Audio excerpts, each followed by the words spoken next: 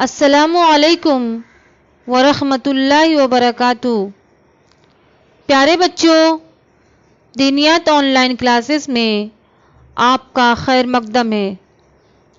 امید ہے کہ آپ لوگ خیریت سے ہوں گے۔ دینیات آن لائن کلاسز میں آج آپ زکوٰۃ کی اہمیت و فضیلت کے بارے میں معلومات حاصل کریں گے۔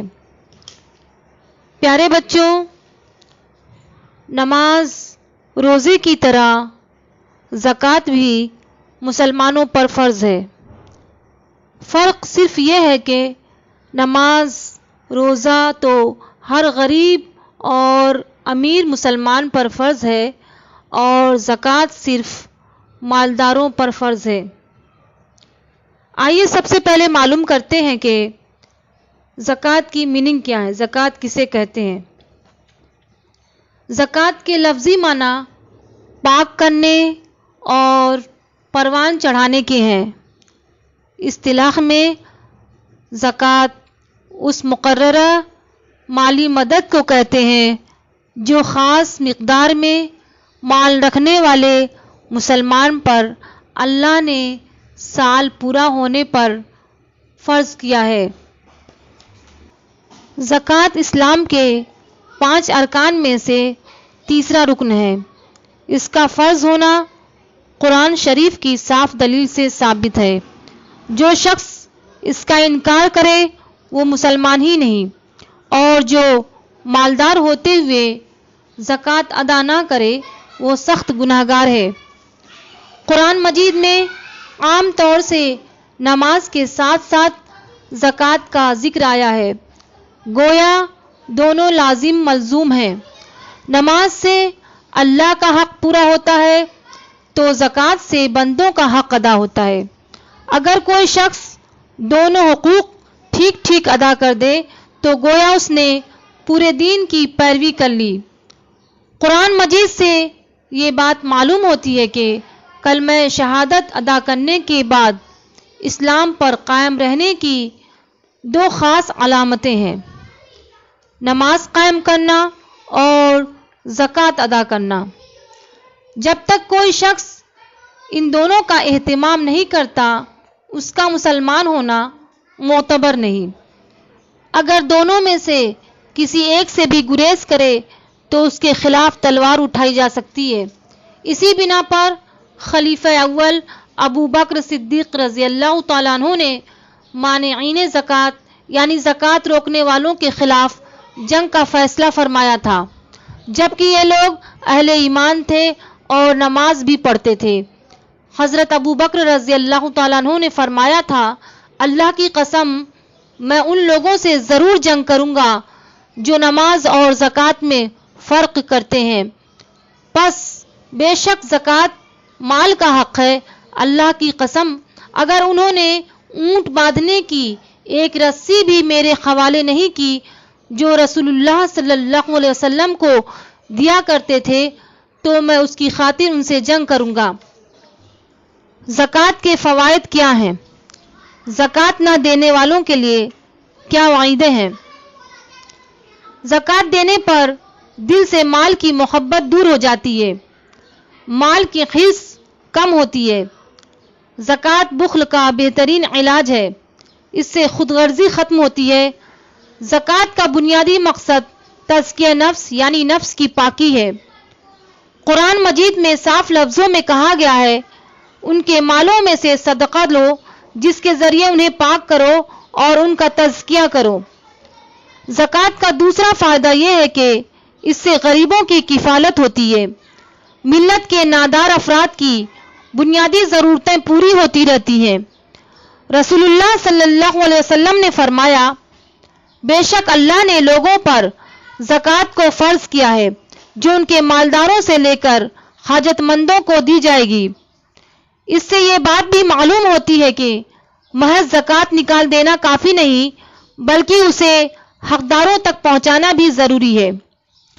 زکوٰۃ کا تیسرا فائدہ یہ ہے کہ اس کے ذریعے دین کی حفاظت و نصرت اور جماعت کی ضروریات کے لیے سرمایہ فراہم ہوتا رہتا ہے۔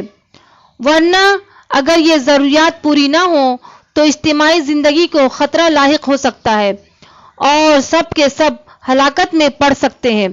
اللہ تعالیٰ کا فرمان ہے، اللہ کی راہ میں خرچ کرو اور ہاتھ روک کر اپنے آپ کو ہلاکت میں نہ ڈالو۔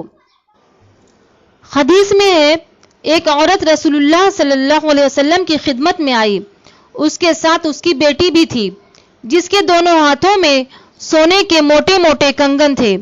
آپ صلی اللہ علیہ وسلم نے عورت سے پوچھا، کیا اس کی زکوٰۃ دیتی ہو؟ اس نے کہا نہیں۔ آپ صلی اللہ علیہ وسلم نے فرمایا، کیا تم کو یہ پسند ہے کہ اس کے بدلے قیامت کے دن آگ کے 2 کنگن اس کو پہنائے جائیں؟ یہ سنتے ہی اس نے بچی کے ہاتھ سے دونوں کنگن اتار کر رسول اللہ صلی اللہ علیہ وسلم کے سامنے پیش کر دیے اور کہا، یہ اللہ اور اس کے رسول کے لیے ہیں، وہ جہاں چاہیں اس کو خرچ کریں۔ زکوٰۃ کا چوتھا فائدہ یہ ہے کہ یہ مال کو نشوونما دینے اور پروان چڑھانے کا ذریعہ ہے۔ قرآن مجید میں آیا ہے، اللہ سود کو گھٹاتا اور صدقہ کو بڑھاتا ہے، یعنی زکوٰۃ کی ادائیگی سے آخرت میں ثواب ملتا ہے اور دنیا میں بھی برکت حاصل ہوتی ہے۔ بظاہر ایسا لگتا ہے کہ سود سے مال بڑھتا ہے اور زکوٰۃ سے مال گھٹتا ہے، لیکن یہ غلط فہمی ہے۔ ذرا غور کریں تو حقیقت سامنے آ جائے گی۔ سودی لین دین میں مال چند لوگوں کے پاس سمٹتا رہتا ہے، مال کی گردش کم ہو جاتی ہے، اس طرح مال میں اضافہ کی رفتار کم ہو جاتی ہے۔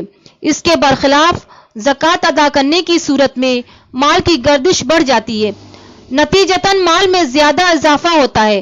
خود صاحب مال زکوٰۃ ادا کرنے کی وجہ سے پیدا ہونے والی کمی کو پورا کرنے کے لیے اپنا مال کسی نہ کسی نفع بخش کاروبار میں لگانے پر مجبور ہوتا ہے۔ اس طرح سرمایہ کاری میں اضافہ ہوتا ہے اور مال پروان چڑھتا ہے۔ اگر کوئی زکوٰۃ نہ نکالے تو سارا مال برباد ہو جاتا ہے۔ رسول اللہ صلی اللہ علیہ وسلم نے فرمایا، جس مال پر زکوٰۃ واجب ہو اور وہ نہ نکالی جائے بلکہ پورے مال میں ملی جلی رہ جائے تو سارے مال کو برباد کر دے گی۔ میں ابھی زکوٰۃ کے فوائد بیان کر رہی تھی، اب زکوٰۃ نہ دینے والوں کے لیے کیا وعیدیں ہیں بیان کروں گی۔ زکوٰۃ ادا کرنے والوں کو جنت میں ہر طرح کی نعمتیں ملیں گی اور زکوٰۃ سے جی چرانے والوں کو ایسا دردناک عذاب دیا جائے گا کہ جس کے سننے سے ہی رونگٹے کھڑے ہو جاتے ہیں۔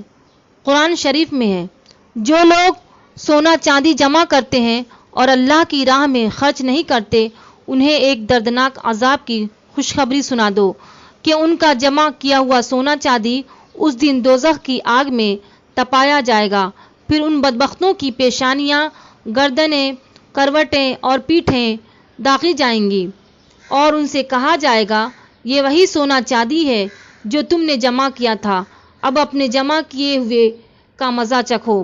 یہ سزا تو قرآن شریف میں ہے۔ حدیث میں بھی بہت ہی سخت سزائیں بیان کی گئی ہیں۔ پیارے رسول اللہ صلی اللہ علیہ وسلم نے فرمایا، جن لوگوں کو اللہ تعالیٰ نے مال دیا اور وہ اس کی زکوٰۃ ادا نہیں کرتے، قیامت کے دن ان کا یہ مال ایک بہت ہی زہریلے اور گنجے سانپ کی شکل میں سامنے آئے گا اور ان کی گردن میں لپٹ جائے گا اور ان کے جبڑوں میں نوچ نوچ کر کہے گا، میں تمہارا جمع کیا ہوا مال ہوں، میں تمہارا خزانہ ہوں۔ توبہ توبہ، کیسی سخت سزا ہے! کون مسلمان ہوگا جو اس سزا کو سن کر بھی زکوٰۃ ادا نہ کرے؟ زکوٰۃ ادا کرنے میں ہمارے لیے دین و دنیا کی بھلائی ہے۔ زکوٰۃ دینے سے ہمارا مال پاک ہو جاتا ہے، ہمارے دل سے مال کی محبت کم ہو جاتی ہے، غریب بھائیوں کی مدد ہوتی ہے، ہمدردی کا جذبہ پیدا ہوتا ہے، مال ٹھیک ٹھیک تقسیم ہوتا ہے اور امیر و غریب اس سے فائدہ اٹھاتے ہیں۔ یہ نہیں کہ کچھ لوگ تو کوٹھیاں بنوائیں اور کچھ لوگ دانے دانے کو ترسیں۔ پیارے صحابہ رضی اللہ تعالیٰ عنہم کا یہ حال تھا کہ وہ ضرورت سے زیادہ ایک پیسہ بھی اپنے پاس نہیں رکھتے تھے۔ اللہ تعالیٰ ہم تمام مسلمانوں کو زکوٰۃ ٹھیک ٹھیک ادا کرنے کی توفیق دے، آمین۔ آئندہ میں آپ کو یہ بتاؤں گی کہ زکوٰۃ کا نصاب کیا ہے اور زکوٰۃ کے حقدار کون لوگ ہیں، انشاءاللہ۔